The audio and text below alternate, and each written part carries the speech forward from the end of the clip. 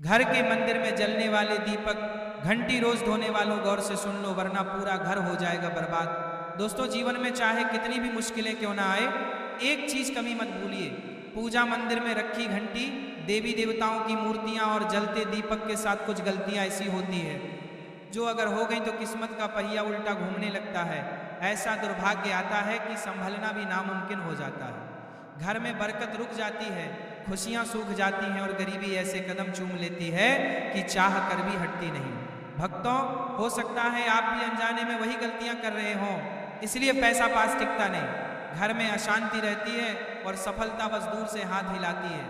हम बिना समझे जाने अनजाने कुछ ऐसा कर बैठते हैं जो हमारे भाग्य का दरवाजा बंद कर देता है, और जब सब हाथ से निकल जाता है तब हमारे पास रह जाता है सिर्फ पछतावा और ताने।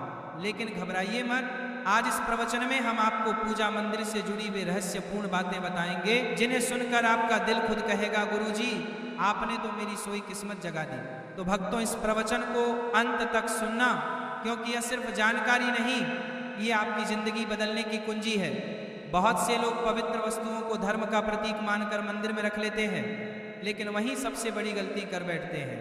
आज हम विस्तार से जानेंगे कि पूजा मंदिर में कौन सी चीजें रखना शुभ है और कौन सी अशुभ, दीपक कितने बजे जलाना चाहिए और जलाते समय कौन सा मंत्र बोलना चाहिए, घंटी कब बजानी है और सुबह बजानी है या शाम को, और कितनी बार शंख कब और कैसे बजाना चाहिए और बजाते समय किस मंत्र का जाप करना चाहिए, दीपक रोज धोना चाहिए या नहीं, मंदिर में कितनी मूर्तियां रखनी चाहिए और क्यों। ये 7-8 बातें छोटी लग सकती हैं, लेकिन इनका असर आपकी किस्मत पर सीधा पड़ता है। और अभी परसों के कथा में एक भक्त ने हमसे पूछा था, गुरुजी मैं रोज पूजा करता हूँ लेकिन फल क्यों नहीं मिलता, उल्टा नुकसान ही हो जाता है। इस प्रवचन में हम इस रहस्य को नजदीक से जानेंगे। पूजा हमारे जीवन का अभिन्न हिस्सा है। हर कोई किसी न किसी देवी देवता की आराधना करता है, कोई माँ दुर्गा के चरणों में शीश झुकाता है तो कोई भगवान विष्णु के नाम का स्मरण करता है, और हाँ, उनकी पूजा का फल भी मिलता है। लेकिन क्या आप जानते हैं, छोटी छोटी अनजानी गलतियां ही उस फल को रोक देती हैं। यह गलतियां इतनी मामूली लगती हैं कि हम इन्हें नज़रअंदाज कर देते हैं, लेकिन शास्त्रों में साफ लिखा है, पूजा में पूर्ण फल पाना है तो इन बातों का ध्यान रखना जरूरी है। आज हम बात करेंगे घर के मंदिर में दीपक और घंटी के सही उपयोग के बारे में। क्या दीपक को रोज धोना चाहिए या हफ्ते में 1-2 बार? धातु का दिया हो तो कब और कैसे साफ करना चाहिए? मिट्टी के दीपक का सही समय और सही अवसर कौन से हैं? मंदिर में किस प्रकार की घंटी का उपयोग सबसे शुभ माना जाता है? घंटी कब बजानी है, कितनी बार बजानी है, और क्या शाम की पूजा में घंटी बजाना उचित है? इन सभी सवालों के जवाब आपको आज के इस प्रवचन में मिलेंगे। भक्तों, एक बात याद रखिए, अधूरी जानकारी कभी कभी नुकसानदेह साबित होती है, इसलिए इस प्रवचन को अंत तक जरूर सुने। कुछ लोग होते हैं जो वीडियो को इधर उधर से काट कर देखते हैं, बीच से स्किप करते हैं और फिर कहते हैं कि जीवन में सफलता क्यों नहीं मिल रही। अरे, जब ज्ञान ही आधा अधूरा ले रहे हो तो फल पूरा कैसे मिलेगा? भक्तों, सबसे पहले बात करते हैं मिट्टी के दिए की। यह साधारण सा दिखने वाला दिया वास्तव में शुद्धता और पवित्रता का प्रतीक है। दिवाली हो, कोई धार्मिक पर्व हो या फिर कोई बाबा अनुष्ठान, मिट्टी का दिया जलाने का अपना ही महत्व है। घर के मंदिर में या दरवाजे के पास जब इसे जलाया जाता है तो ऐसा लगता है मानो लक्ष्मी माता खुद आपके आंगन में प्रवेश कर रही हो। लेकिन भक्तों, ध्यान दीजिए, जब ये दिया मंदिर में रखा जाता है तो इसके नियम बदल जाते हैं। मिट्टी का दिया एक बार जलाने के बाद दोबारा मंदिर में नहीं रखना चाहिए। हर बार नया मिट्टी का दिया ही उपयोग करना शुभ माना गया है। ऐसा करने से वास्तु दोष दूर रहता है और घर में बरकत बनी रहती है। अब आगे इस प्रवचन में हम जानेंगे मंदिर की घंटी से जुड़े हुए रहस्य, जो शायद आपको पहले कभी नहीं बताए गए। अब आते हैं धातु के दियों पर। आपने देखा होगा कि लोग पीतल या तांबे के दिए इस्तेमाल करते हैं।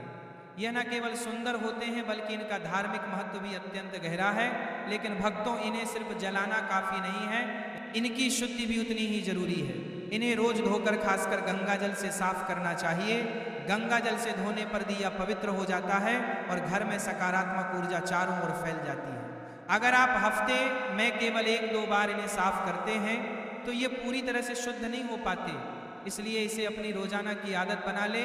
और अब आते हैं घर के मंदिर की घंटी पर। पीतल की घंटी की ध्वनि ऐसी होती है जो वातावरण की नकारात्मक ऊर्जा को तुरंत दूर कर देती है। और सकारात्मकता का प्रवाह बढ़ा देती है। लेकिन भक्तों इसे कभी भी दक्षिण दिशा में ना रखें, यह अशुभ माना जाता है। घंटी को हमेशा पूजा स्थल के पास या मंदिर के प्रवेश द्वार पर रखें। सबसे शुभ घंटी वह होती है जिस पर गरुड़ की नक्काशी हो, इसे गरुड़ घंटी कहते हैं और इसे अत्यंत पवित्र व फलदायक माना गया है। अब सवाल आता है, घंटी कितनी बार बजानी चाहिए? भोग लगाते समय घंटी को 5 बार बजाएं। ऐसा करने से भगवान भोग को जल्दी स्वीकार करते हैं। पूजा के दौरान घंटी को जोर जोर से या लगातार नहीं बजाना चाहिए, सिर्फ 3 बार बजाना ही उचित है। घंटी को हमेशा दाहिने हाथ से बजाएं और इसका मुख पूजा स्थल की ओर होना चाहिए। याद रखिए, घंटी को सुबह की पूजा में ही बजाना शुभ माना गया है।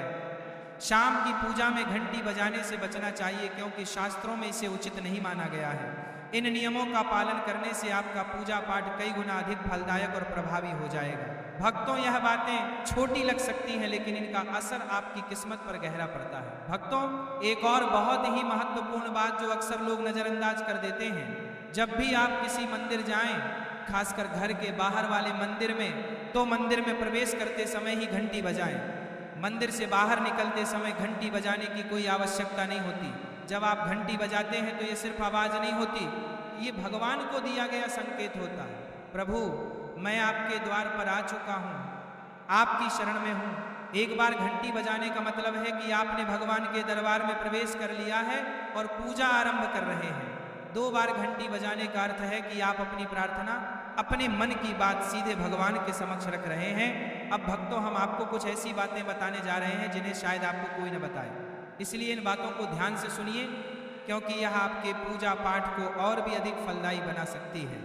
अब आइए जानते हैं पूजा मंदिर के कुछ आवश्यक नियम। पूजा करते समय आपका मुख हमेशा पूर्व दिशा की ओर होना चाहिए।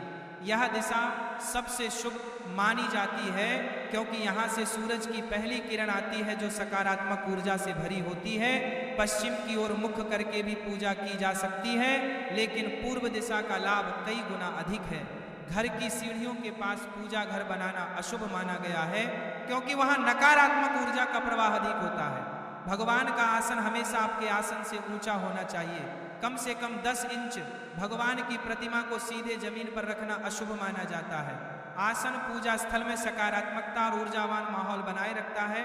पूजा करते समय हमेशा चटाई या आसन पर बैठें। यह न केवल आरामदायक है, बल्कि ध्यान और श्रद्धा को भी स्थिर रखता है।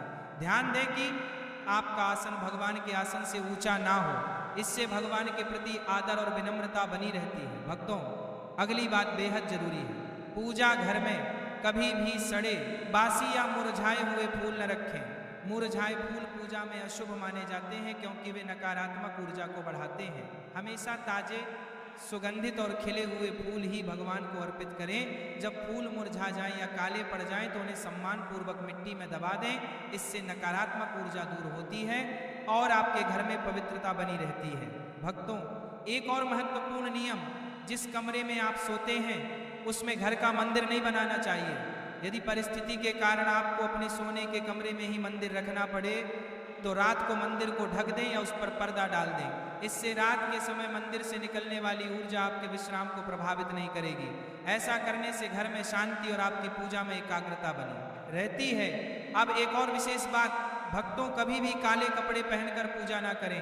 सनातन परंपरा में माना जाता है कि काले वस्त्र मन में भारीपन और नकारात्मक भाव लाते हैं, जो पूजा की ऊर्जा को कमजोर कर देते हैं। हमेशा शुभ और हल्के रंग के वस्त्र पहने ताकि मन में शांति, पवित्रता और सकारात्मकता बनी रहे। चलिए अब जानते हैं घर के पूजा मंदिर में किन चीज़ों को नहीं रखना चाहिए।